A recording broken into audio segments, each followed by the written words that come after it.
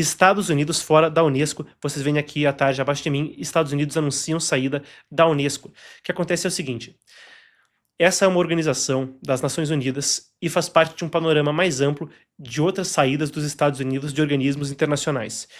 O motivo, uma agenda globalista. A gente tem aqui ao lado, então, o anúncio dos Estados Unidos. Se temos, a gente pode colocar na tela. Muito bem, esse é o anúncio do State Department. Eu vou ler na íntegra com vocês e depois a gente parte para mais do contextual que a gente vai precisar entender para compreender esse cenário. Então é o seguinte: hoje os Estados Unidos, a gente está lendo do press release, hoje os Estados Unidos informaram a diretora-geral Audrey Azoulay sobre a decisão do país de se retirar da Unesco. O envolvimento contínuo na Unesco não é do interesse nacional dos Estados Unidos. A Unesco trabalha para promover causas sociais e culturais divisivas e mantém um foco desproporcional nos objetivos de desenvolvimento sustentável da ONU.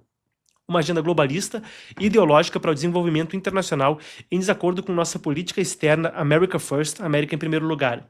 A decisão da Unesco de admitir o Estado da Palestina como um Estado-membro é altamente problemática, contrária à política dos Estados Unidos e contribuiu para a proliferação da retórica anti-Israel dentro da organização.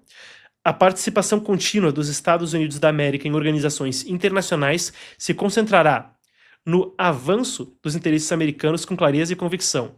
De acordo com o artigo 2, parágrafo 6º da Constituição da Unesco, a retirada dos Estados Unidos entrará em vigor em 31 de dezembro de 2026.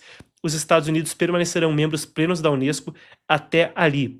Muito bem, palavras então que vêm do Departamento de Estado dos Estados Unidos, agenda globalista e causas sociais e culturais divisivas.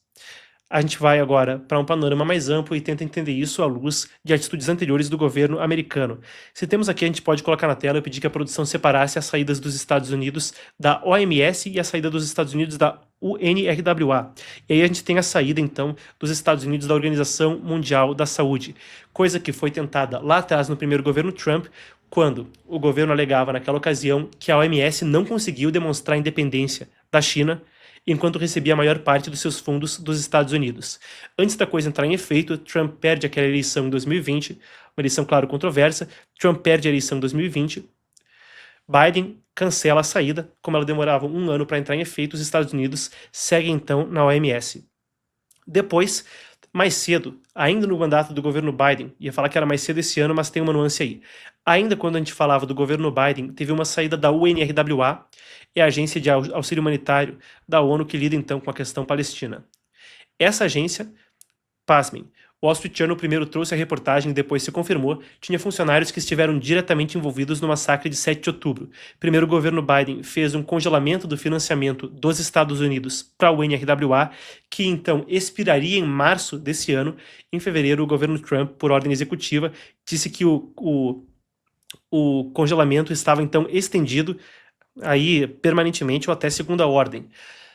Essas configurações não são necessariamente apenas de pautas pontuais. Se a gente tenta entender isso através da perspectiva mais ampla, do que embasa, do que informa a política do governo americano, a gente vai passar mesmo pelo documento que chegou a gerar a ideia das tarifas, a forma como o Trump tem agido com as tarifas, o Guia do Usuário para a Reestruturação do Comércio Global, do conselheiro econômico Stephen Myrand. A ideia é de uma reconfiguração do sistema internacional. Se antes, ao longo do século XX, e em particular com muita intensidade no governo de Joe Biden, houve uma tentativa de delegar ou de cooperar com grande autoridade nos organismos multilaterais, o entendimento, como passou a ser na gestão de Mike Pompeo no Departamento de Estado no final do primeiro mandato, agora parece ser até novamente, agora com Donald Trump nesse segundo mandato, é uma de que os organismos multilaterais se tornaram fóruns que não conseguem dar conta de atender a visão que seria desejada pelo governo americano. Isso é até embasado por alguns relatórios do Congresso dos Estados Unidos, tá? A Comissão para a China no Congresso dos Estados Unidos, tem várias, uma delas, trouxe um relatório de que das agências da ONU, pelo menos um terço tinha membros de alto nível do Partido Comunista Chinês em dados momentos, na sua liderança ou no mais alto escalão.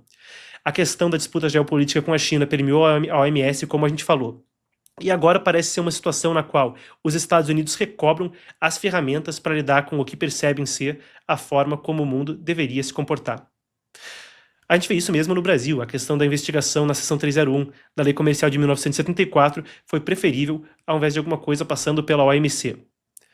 A gente aguarda para ver os próximos desdobramentos disso e como o sistema internacional se reconfigura. na perspectiva americana, parece ser também uma questão que não significa necessariamente isolacionismo ou retirar os Estados Unidos dessas organizações para que os Estados Unidos fiquem isolados. Mas, como disse o próprio Kennedy com a saída do OMS, uma questão de que novas estruturas para a cooperação internacional têm que estar em vigor, algumas que funcionem também com o que esse governo e essa administração nos Estados Unidos entendem ser necessário.